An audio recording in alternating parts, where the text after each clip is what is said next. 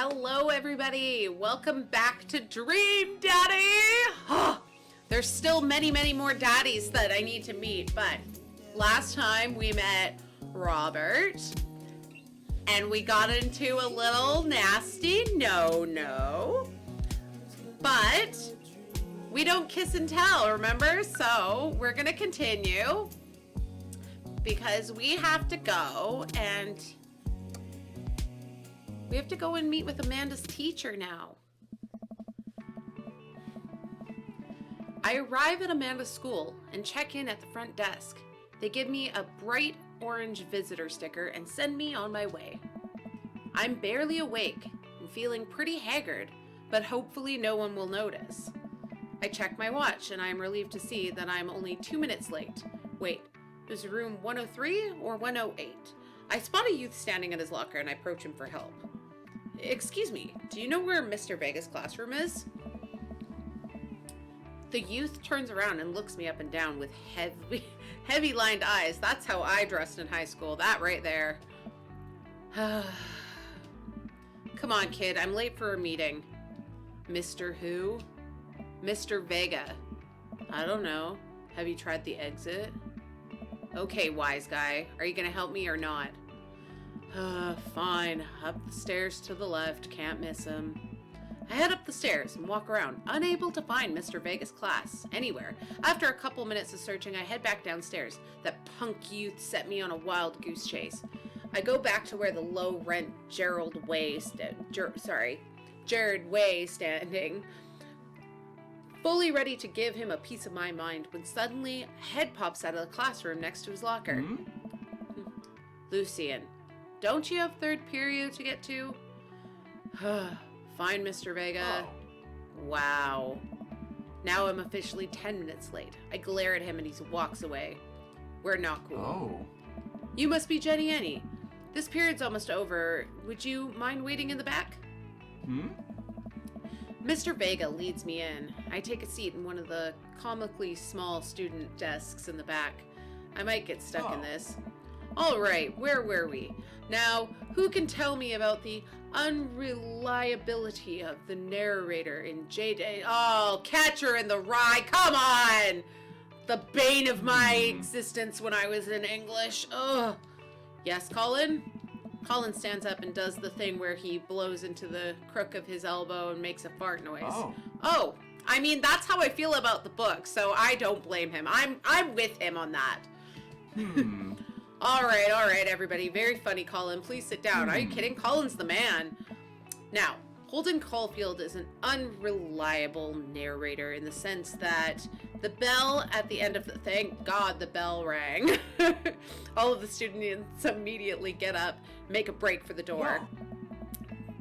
I don't blame them one bit. That book was terrible. It's terrible.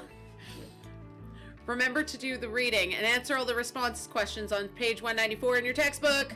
Nobody's listening. Or not, I guess. Mr. Vega turns to me and sighs. Middle schoolers, right?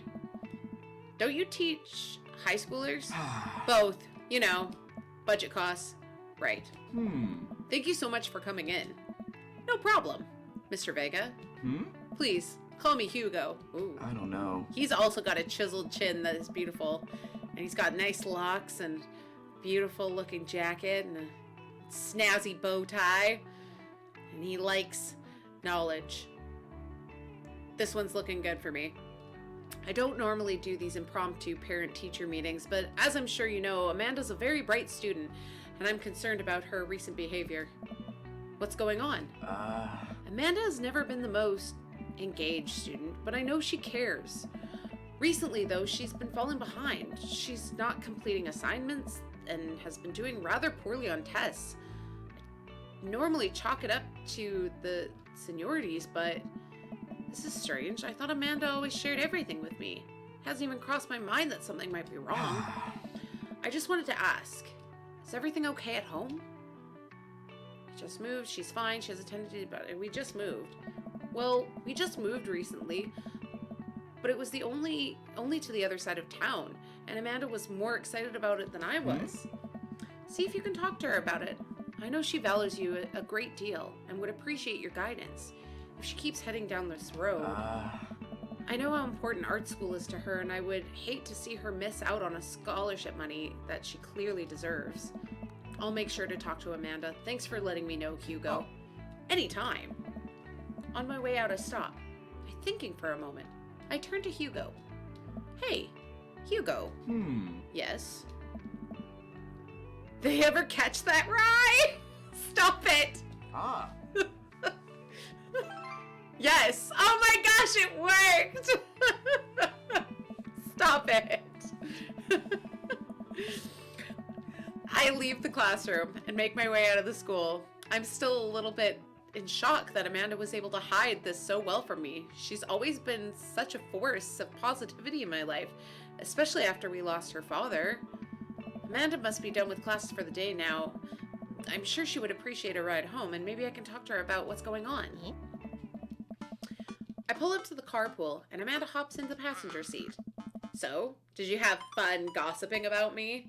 Mr. Vagan actually gossiped about our celebrity crushes. So you talked about Mario Balotelli the whole time. It was a very productive meeting. I'm pretty hungry. Can we grab some dinner? Sure thing. Let's get some food court food. Does that sound good to you? Yeah, sure. Why the mall? Lot of single dads at the mall. Geez, can't a dad take his daughter to the mall? Will you buy me things? I will buy you a thing. Singular. Sounds like a deal to me. We drive in silence for a short while.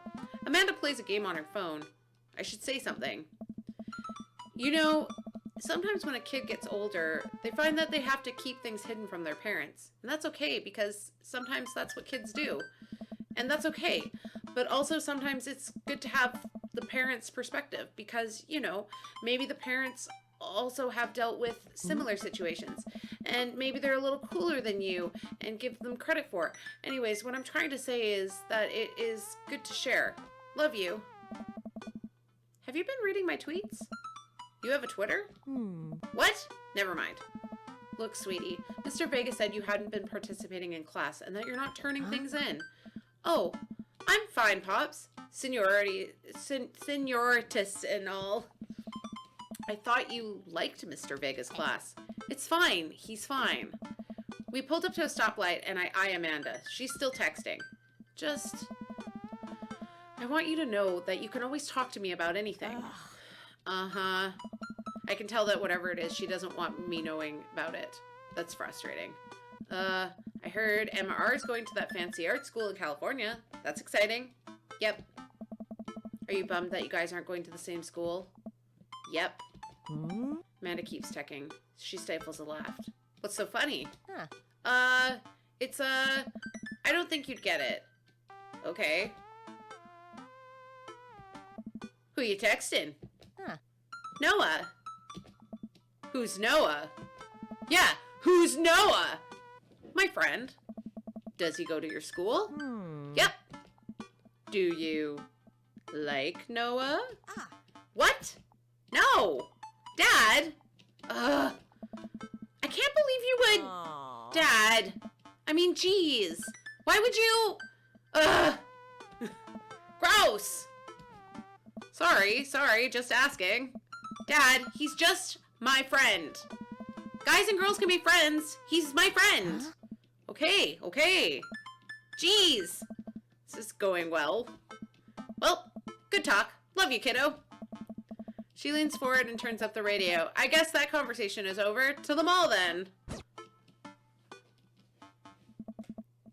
We arrive at the mall, a big indoor shopping center with a couple of different floors. It's kind of dead, but that doesn't stop mall security from trying to grope and loitering. Trying to grope? Wow, I'm reading too fast. Doesn't stop mall security guard from yelling at a group of loitering kids. I am going to jail for that sentence. Let's eat something disgusting for dinner. All right. Hell yeah! Language, Missy. Heck yeah? Better. We approach the food court and evaluate our options. There's a greasy restaurant after greasy restaurant. My heart burns just looking at the menus. Nobody looks happy to be here. What are you in the mood for? Bread dipped in sugar? Bread with cheese on it? Or do you just want me to inject some fat directly into your bloodstream? I extend my hand to her. Would you do the honor of sharing some nachos with me? She takes my hand with a grin. That would make me the happiest, cheesiest girl alive. I freaking love nachos. This is a game after my own heart. We order a giant pile of chips and unnaturally orange cheese, from a very unenthusiastic and possibly stoned teenager. We take a seat at a rickety table and dig on in. These are bad. They're very bad, but also strangely delicious. We have to eat through the pain. We enjoy the fluorescent cheesy goodness together until we're all out of nachos. So, something has been bothering me for a while. Can you explain memes to me? Which meme? All memes. Amanda sighs deeply and places her head in her hands. Dad, it's complicated. See, memes are inside jokes shared by a bunch of people that get less funny, and the more people do get less funny, the more people do it. So the problem is that by the time a meme gets to you, Dad, all of us youths have already done the joke to death. And what's worse, oh my gosh. And what's worse than that is that movies and TV and video games will try to jump in on the meme train, but it's just based on how long it takes to make them. The meme will be long and dead by the time it comes out, so it just dates it, and it isn't funny. Oh shit, what up? Aww. Dad, please. Anyway, changing the subject, where to now? Want to go to that goth store? Oh my god, is it a hot topic? What? You know, the one that's all black and tries to establish itself as an anti-establishment despite it being the exact representative of establishment? I don't know what store you're talking about. You know, the one where you can buy chain wallets and it's basically an assault on what people fought so hard against in the punk and hardcore movements of the 70s and 80s? Dude, you gotta be more specific. The one you threw up in that one time. Oh, that one. Yeah, that's definitely a hot topic. Amanda runs into the store with me, trailing behind her. She makes a beeline for the back. There it is! You can still see the outline. Kinda. I'm so proud. Speech. Amanda. Speech! Speech! Speech! Alright, I'll do it if you stop chanting. Amanda stops immediately. I clear my throat.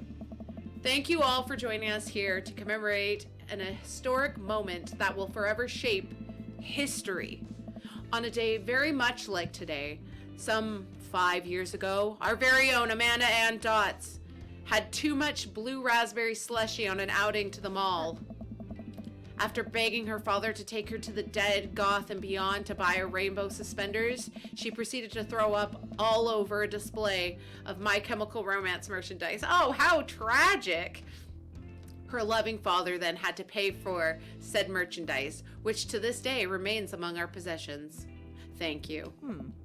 Amanda is moved. She begins clapping, slow at first, then faster and more vigorously. Several other patrons turn their heads. One of them also starts clapping. I bow my head. Oh hey, chain wallets! While Amanda busies herself looking at the band t-shirts, I try to find something of interest to myself. Not much for a dad to look in at a Dead, Goth, and Beyond. Pursue the band t-shirts, look at ironic mugs, check the clearance bin for hot deals. Check the clearance bin for hot deals! There's a big cardboard box marked down of items. I'm pretty sure $4 for purple eyeliner is a good deal. I think. I wonder if I would look good with purple eyeliner. I had purple eyeliner once. Fun fact, I am allergic to whatever purple is used in purple eyeliner. Made my eyes very puffy. Look, this is very important to me. I overhear a stifled argument at the cash register. An older gentleman is carrying a garment and showing it to a bored-looking cashier with pink hair. I can see that. I don't know what to tell you, dude. I just work here. What? Listen, when I bought this online, the website said the blouse was a Victorian-inspired. However, when I received it, it clearly held the trademark of an Edwardian dressage. Do you want a coupon? I can give you a coupon. Will you leave if I give you a coupon? Oh no, he's going full Karen. Is there a manager present? People have to know what they're buying. I am the manager. Oh, reverse Uno card. I see. Well, it would seem that I have outstayed my welcome. Good day, shopkeep. Your superiors will receive a strongly worded letter by post. Holy smokes. Does not strike me as a Karen, but okay. Whatever, dude. The man whirls around and storms out, his literal coattails trailing behind him. I can't tell if they are Victorian inspired or Edwardian in nature. Amanda trots up to me with a t-shirt in her hand. Oh boy, here it comes. Oh. Hey, Dadtron 5000. Yes, I'll buy it for you. Wow, that was easy. Thanks. At least it's only one this time. Amanda plops the shirt on the counter and grins at the cashier. I love your hair. The cashier says nothing and rings Amanda up, radiating hatred. I hand her a 20. So what was that guy's deal? The cashier rolls his eyes hard. I'm worried she'll pull something. That's Damien. He's in here all the time. He's obsessed with Victorian fashion or whatever. She hands Amanda in her bag, and it's clear the conversation is over. We make our way out of the store and head home to get some rest. Amanda and I sit on the couch trying to find something to watch over bowls of ice cream. Ice cream. Oh, cool. Long Haul Paranormal Ice Road Ghost Truckers is on. Your favorite. That was a mouthful. Holy. Oh, hell yes. They have to make it over to the Canadian tundra before the ice road melts, but they're hunting ghosts? Also, the trucks are haunted? This is an episode I've already seen, but it's one of the best. Callum and Flint, Dogbone, the twin brother truck driving and ghost hunting duo find themselves in the greatest peril yet. Oh no! The ghost got control of the truck! I can't steer them! They're damn ice roads! Let me use this EVP meter to try and communicate with the spirits. Flint! We're about to die! Ah! Almost got it! If you listen carefully, it sounds like they're saying, "You're going to die." That's because we're about to die, you! This is art. The episode ends, and Amanda excuses herself to go and start arguments on the internet. I stay up a little longer, curious about the exploits of Callum and Flint after their disastrous ice road incident. Afterward, I crawl into bed and get a good night's sleep. This game is fantastic. I'm very much enjoying. But when do I get to start going on dates with some dads? Morning, sleepyhead. 5 more minutes. You have never, ever let me have 5 more minutes, so get up. Fine. We have cereal for breakfast and spend the morning putting together furniture. Amanda's much better at interpreting the tiny manuals. We were able to put together a few shelves and one desk, but I'm pretty sure it was supposed to be a bookcase. So, you excited for the cookout today? Oh, right, the barbecue! Excited to beef up my grilling skills. If there's food, I'm excited. If there's food, I'm excited. I'm all over those terrible store-bought sugar cookies that everyone brings to parties. Yeah, those are bad. Which means there are more for me. Don't you want to meet some of the people in the neighborhood? I'll probably end up standing uncomfortably in the corner with a plate of food and hope that nobody talks to me. Dad, you're a beautiful work in progress. We will get that butterfly to emerge from the cocoon. The social butterfly. Well, we better start getting ready. We definitely don't want them to be late. What? No, we have to be fashionably late. Who shows up to a cookout on time? You know what? We're going early, just because you said that. I head out the door and Amanda reluctantly follows. We walk across the street to Joseph's house with a store-bought veggie platter. I'm a terrible cook if it doesn't involve a grill. I guess we're not as early as we thought we were. Joseph's backyard was already packed with some people, and the smell of hot dogs wafted through the air. Small children run through the sprinkler, and adults chat in small clusters. I set out our veggie platter down on the table next to 2 other veggie platters. Hey, there's Joseph. I wave to get his attention. The moment he sees us, he jogs over, open arms wide. Welcome. I'm so glad you two are here. And you brought veggies. Let me introduce you to my family. Kids, come over here. This is Chris, my eldest. Hi. Oh. This is Christian and Christine. I'm seeing a theme here. They're twins. Oh. Oh, they stare creepily and say nothing. Oh, they remind me of the twins from The Shining. Yikes. Yeah. And then, of course, there's our youngest, Chris. Wait, where's Krish? Krish. Maybe Mary put him in his crib. Mary? Oh no, it's the woman from the bar the other night. What is she doing here? Oh, and how can I forget my lovely wife? Oh no, she's a hoe bag. It's cause, oh no. Joseph pecks her on the cheek. She smiles. Ah, Mary, sweetheart. Did you put Krish to bed? I'll have to go look for him. What? You'll have to. Joseph takes a moment and regains his composure. Mary, this is our new neighbor, Jenny Annie, and his daughter Amanda. I'd shake your hand, but I have a glass of wine that I need to tend to. I love her. Nice to meet you, Mary. For the first time. Charmed. Well, I have to go over there now. Mary leaves. Oh God, this is so awkward. I wonder if Joseph knows. I wonder if Mary knows that Joseph knows. I wonder if Joseph knows that Mary knows that I know. It takes all of my energy to not run away from the barbecue and stand fresh in a new city. My wife has a wonderful sense of humor, but please, you two, enjoy the barbecue. All of the guys are already excited to meet you. Amanda and I mill around and try some of the food and spread it on the table. I pick at some deviled eggs. Amanda grabs a small paper plate and immediately begins piling it with baked goods. Ugh, I don't want to have to make friends. Come on, Dad. Who are you going to party with when I go off to school? But I don't want to have pleasantries. Dad. Ugh. They're gonna talk about the weather. Go. Do it. Make a friend. But how could I possibly abandon my only child at a social function? That's bad parenting. This plate of cookies is my new dad. Bye. Amanda shoves me into the center of the yard. Well, here goes nothing. I look around the party, and I'm surprised to see some familiar faces.